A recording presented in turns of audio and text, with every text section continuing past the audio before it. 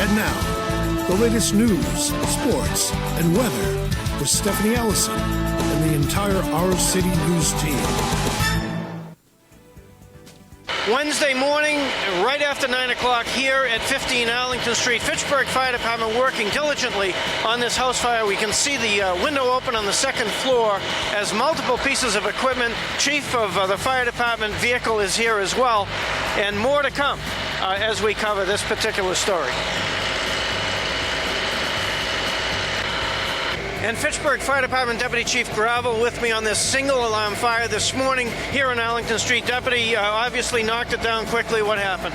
We had a fire in the back hall, in the back pantry. Actually, it was a pantry in the building. We don't know the extent of the damage. We checked the second, third floors. Everything's clear. We knocked the fire down really quick. So far, right now, it's under investigation. Sure. This fire very much so under investigation as public safety personnel, including Fitchburg Police and others, EMS, here at the scene at Arlington Street.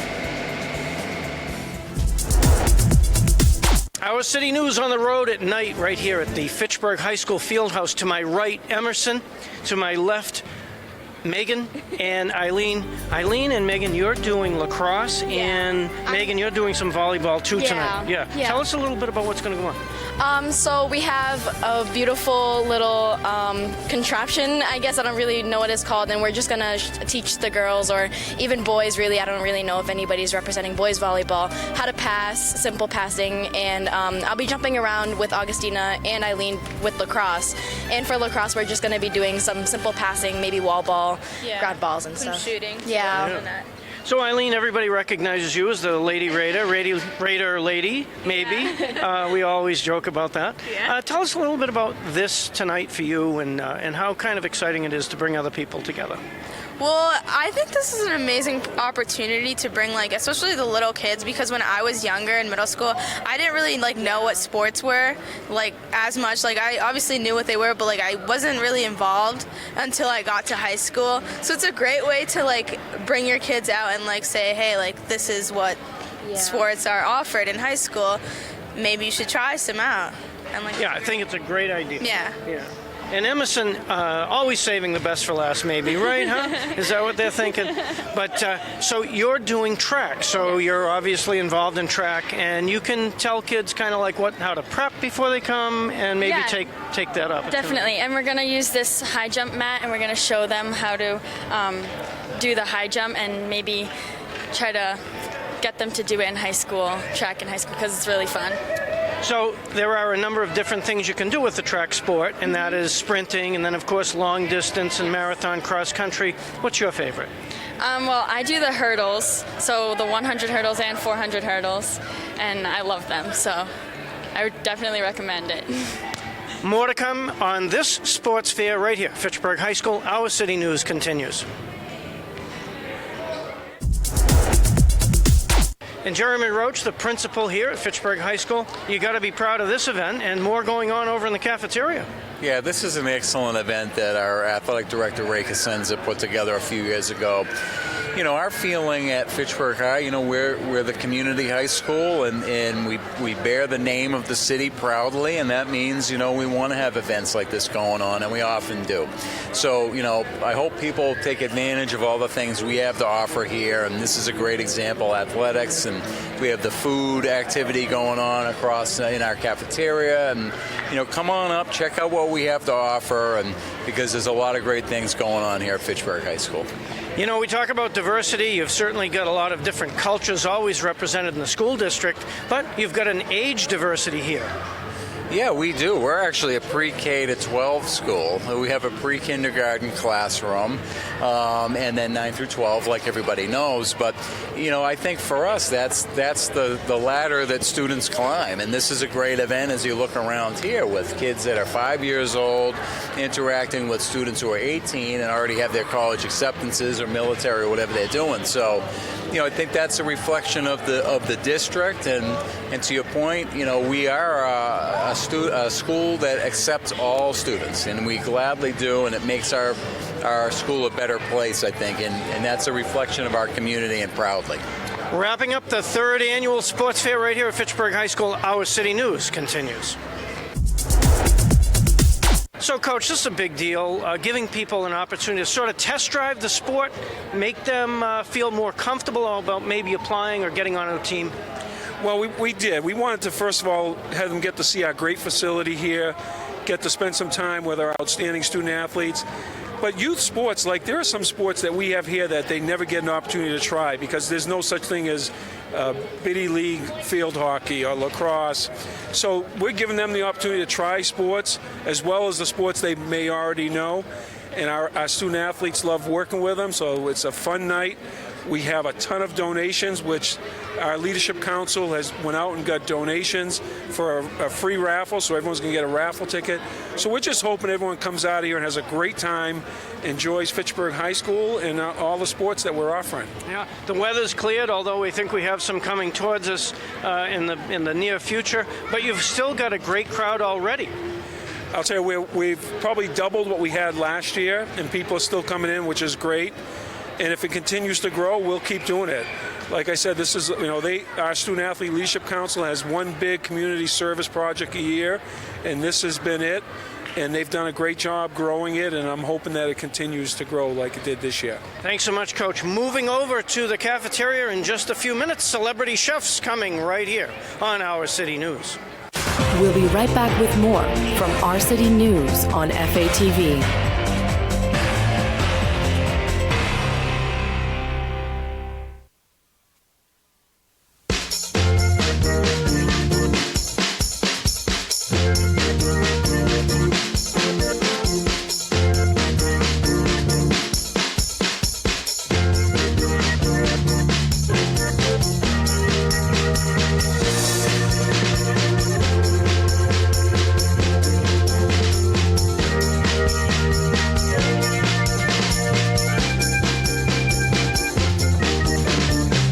This blustery winter New England day didn't keep over 200 folks from coming to their naturalization process right here at Mount Wachusett Community College.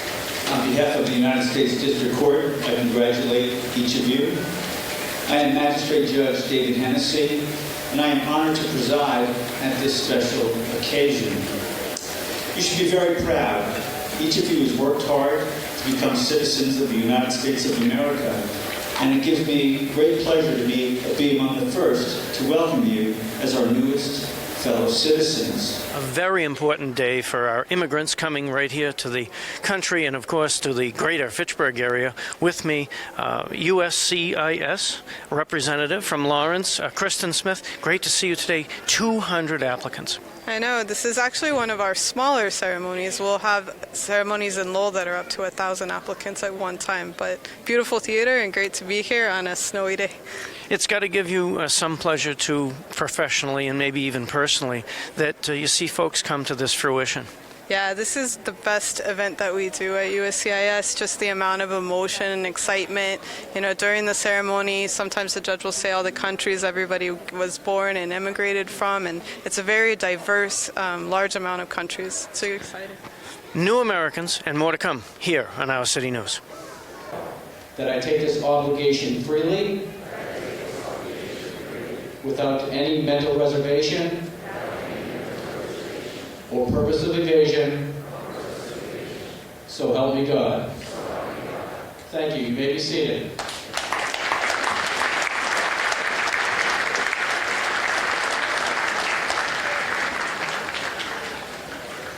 And with me here at Mount Wachusett Community College, Victoria and Tiffany. Victoria, this is a big day for you and a lot of work sort of leading up to today. I'm so happy to become a citizen. Everything is okay here. Everybody is nice and kind. And yeah, very happy. And Tiffany, you're sitting next to Victoria today and making new friends. Yeah, it's nice to meet like other people from the same country as I who had to go through the process.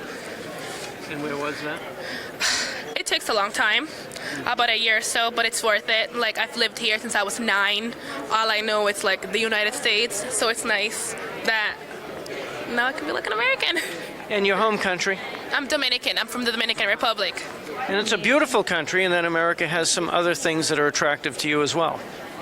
Yeah, like the right of like same-sex marriage, which we don't have over there. So it's nice that we have that here. And then like just the being free.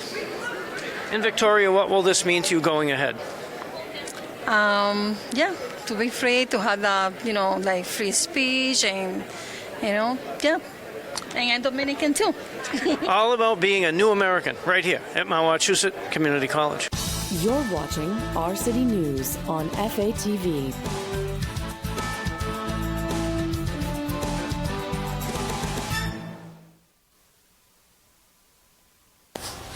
Hi, this is Matt Carroll. Today is March 16th. It's St. Patrick's Day weekend, and this is the FATV Sports Report.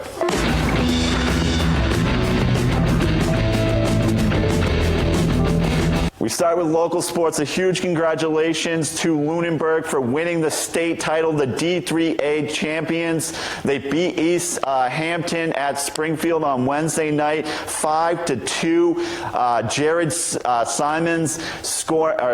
Simmons scoring 3 goals in that game on the hat trick. He decided, actually the great story about him is he decided to leave after his freshman year, play juniors, sophomore, and junior year out at juniors, came back for his senior year, said doesn't care who he's playing with as long as he's playing hockey with his friends. He comes back, he gets the hat trick, gives them the 3-1 advantage after going down 1-0. They get another goal in the third period early and then score an empty netter. East Hampton didn't go away quietly, but they do get the victory. Lunenburg 5-2. A special congratulations, and that's a great accomplishment, especially for the local area. We now move on to college sports. Fitchburg State men's baseball played a doubleheader Thursday. They win that one 5-2 and then win 9-0. Softball also playing a doubleheader, win their first game against Keene State 6-1, but then take a tough loss to Rutgers Newark 5-1.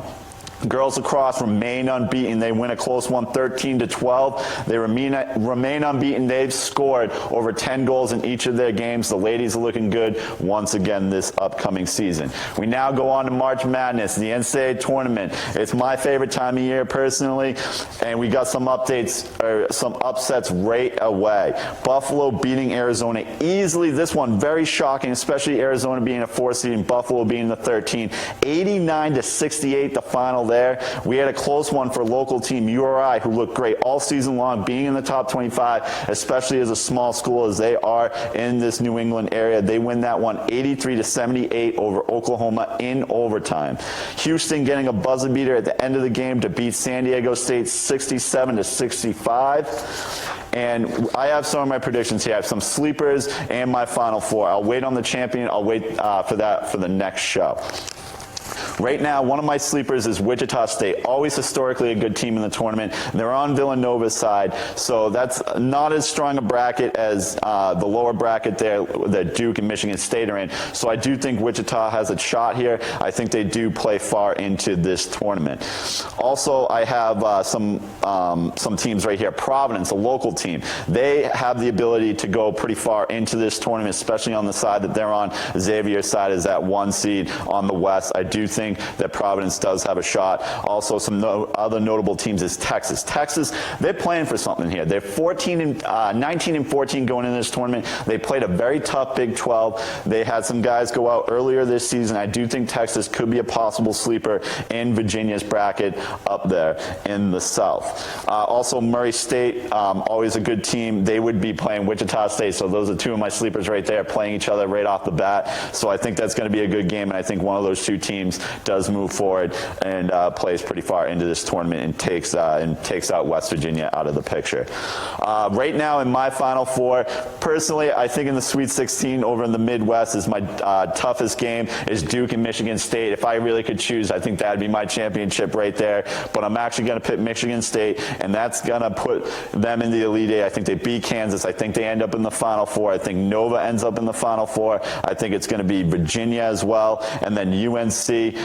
Virginia taking on UNC, and then in my championship, I would have UNC and Michigan State playing, and again, we will have the prediction on the champion as we go forward. UNC, the reason why I have that pick is they're historically good in the tournament. They also play in the ACC. Finishing the season with a 25-10 record in the ACC is a great accomplishment in my eyes, and then not dealing with Duke, with Michigan State taking them out of the picture, I think they have a good shot and a clear path to the championship game.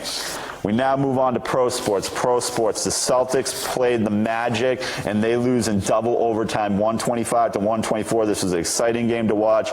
They look to bounce back this upcoming weekend against the they played tonight against the Magic at 7 o'clock. They look to bounce back there. In NHL news, the Bruins lose 3-0 against the Florida Panthers, and they look to for a victory against the Lightning on the road on St. Patrick's Day. Happy St. Patrick's Day. Again, this is Matt Carroll, and that's the FATV Sports Report.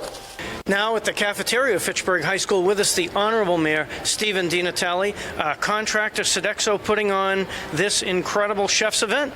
Always fun. We've been doing this, I'm told, by Jill Lucius. She's right over there. Take a shot of her. Matter of fact, you should come over to the camera. Come on over, Jill. Here we go. This is the 8th year that we've been doing this, and it's always a great deal of fun. The superintendent, I'm sure you're going to interview him as well, and Jill is the mastermind of this. Well, I wouldn't say. And there's all kinds of great gifts that the kids have, and you got to come hungry, and I always am, but I'm always hungry anyway. And it's just a great event. The kids love it, and so do the parents, and certainly the judges that are here tonight. I'm joined by Pete Stevens, the ever bubbly and vivacious, along with Andre Ravenel, our superintendent. School committee members, of course, and the superintendent. Jill from Sodexo. Future chefs. Tell us more. So Sodexo has been running this event for 8 years. It's a way not only to get the kids interested in cooking, but also it's a way for us to find recipes that we can put on our menu. So basically what happens is school districts around the country do this Future Chef event, and each one has a winner, and then those winners go on to national platforms, regional and then national. And they will pick winning recipes at the national level, and sometime next fall, those will be out as a promotional item. So we have had some winners in the past, and the first year we ran it, we did have somebody go to the national level, so that was very exciting. As the mayor says, it's a great event, and the kids are so cute. It's our favorite event. I know it's the superintendent's favorite event, and we really enjoy doing it and hope to be able to do it for years to come. I am not going to take any credit. The assistant director, Dave Semenza, really has this down pat, and he really runs the event from start to finish. We started in April of the previous school year, just getting all the information together, and it's really almost a full year event for him. So I really would credit him with doing everything. He does a great job. He has great rapport with the kids, and I know it's one of the things he likes about his job here. It's being able to talk with the kids and stuff. So. Keeping you hungry for more on Our City News here at the Future Chefs event at Fitchburg High School. Stay with us. For over 30 years, Our Father's House has been providing shelter, daily meals, and support to help those in need around the greater Fitchburg area. Every day, Our Father's House works hard to provide permanent solutions to homelessness by providing warm emergency shelter at all of our community locations. Our staff is caring, compassionate, and always there to lend a helping hand during times of need. If you'd like to support Our Father's House, then what better way than a fun night of music and friendship? Join us on Saturday, April 14th for a wonderful show full of classic Beatles music by the band 1964 The Tribute at Fitchburg State University's Weston Auditorium, 353 North Street, right here in Fitchburg. For ticket information, call 978-345-2256, extension 300. The show starts at 8 p.m. Bring the whole family for a great night out. Get your tickets now for this fun event and help us help others.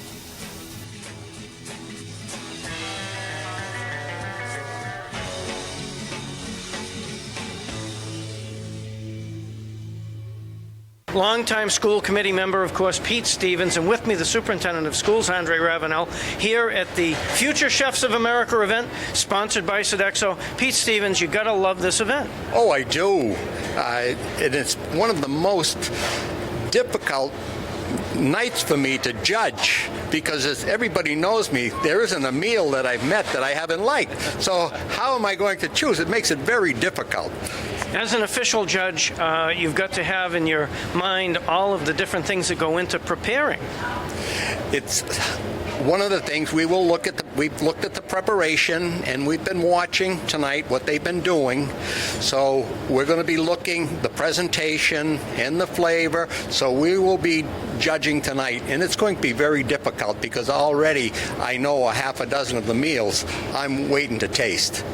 Superintendent's office has lots of things that they have to do, but this is probably a little bit lighter than most. Yeah, this is definitely light, meal light, but this is a great thing. We're in our 8th year, and I've already seen glimpses of what some of the prepared meals look like, and I got to say, they have, what's that Emerald says, they've kicked it up a notch. Thank you. Yeah. Kicked it up a notch this year because everything it's Asian cuisine, Asian fusion, so it's going to be interesting to see how that comes across, but it's always fun, and the kids take this very, very seriously in all the preparation that goes in, and they work with the staff from their cafeterias, which is also kind of nice because a few of the staff members from the school where they're from work with them to prepare and get ready for this.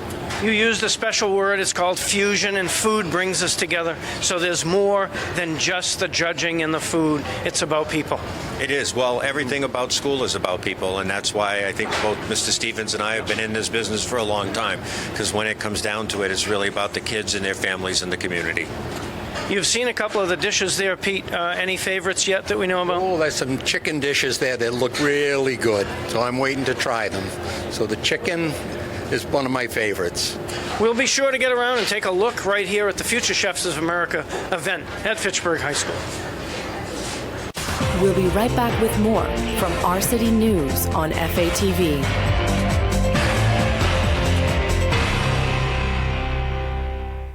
The food operations manager right here at Fitchburg High School, contracted by Sodexo, David Semenza. Good to see you, Dave. Good to see you. Tell us a little bit about this event. We're in our 8th year. That's incredible. It's our 8th annual Future Chefs event. It's a great event. It's one of our signature events we do here. Sodexo with the Fitchburg Public Schools.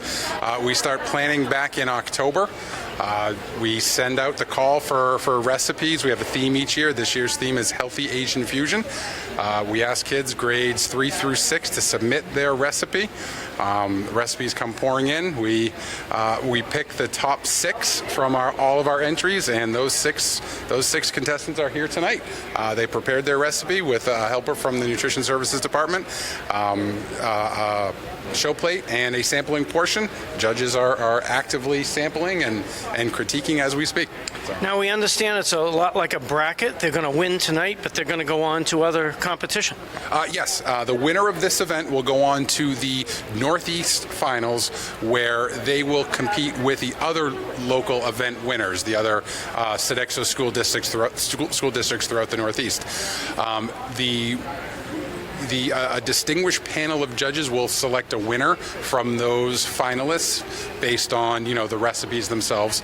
And the winner of the Northeast Regional, there'll be 5 finalists throughout the country.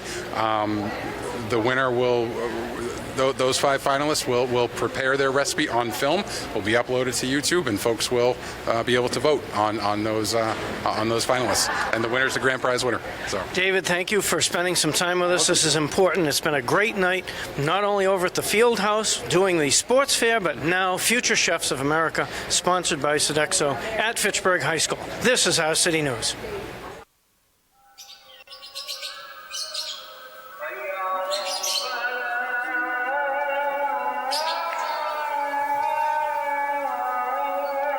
My name is Mohammed Hafez. I am a professional architect and an artist. Hello, we are live at the Fitchburg Art Museum. My name is Cledia Spiro, and today we are highlighting Mohammed Hafez's work. Behind me, you can see two of his pieces, and if we get closer, you can see the detail of Arabic calligraphy that he puts in. It's very important to him and his work because it provides a sense of hope and resiliency, even though a lot of the work is kind of deteriorating, that is so prominently displayed. And in this other one, some of the details is absolutely fascinating. For instance, the clothes on the line seem to be burned, even from the lamp, and the rest of the destruction and debris is very evident.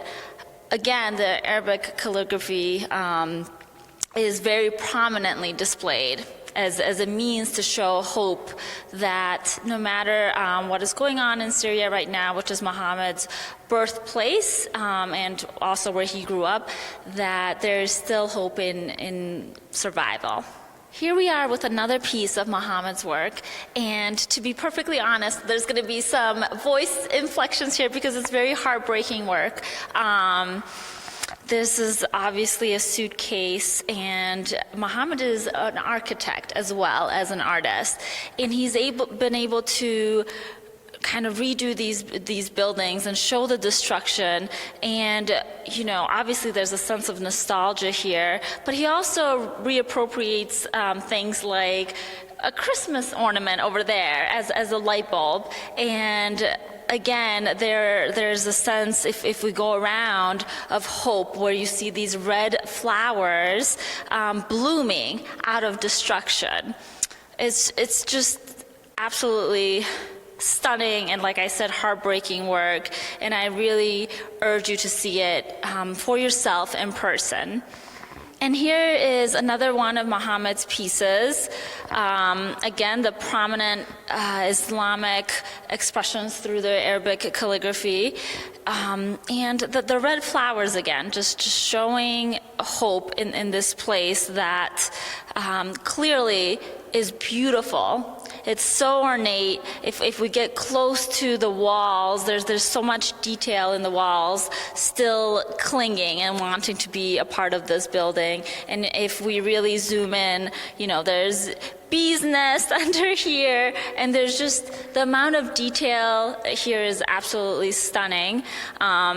And things are still hanging, and they're hanging strong. Again, sort of clothes or carpets hanging. And Muhammad is just an absolutely amazing artist. I have the pleasure of having met him at the Groton School when he gave a talk there. And I was amazed by what he brought to it, because it wasn't just amazing artwork that he brought, it was the story behind it. And there's a time when in Syria he couldn't go back and visit his parents, and he figured out a way, but the whole situation there now is very emotional for him, and this is how he's able to help in any way.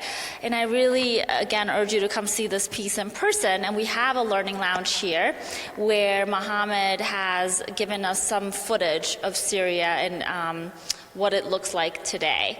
And it will give you a lot of context into seeing this piece differently. So here we are at the Fitchburg Art Museum in the Learning Lounge, where you can see Mohammed Hafez and his experience and how he really treats his work, and not just as a Syrian artist or just about Syria, but about immigration and the loss of home, as he explains.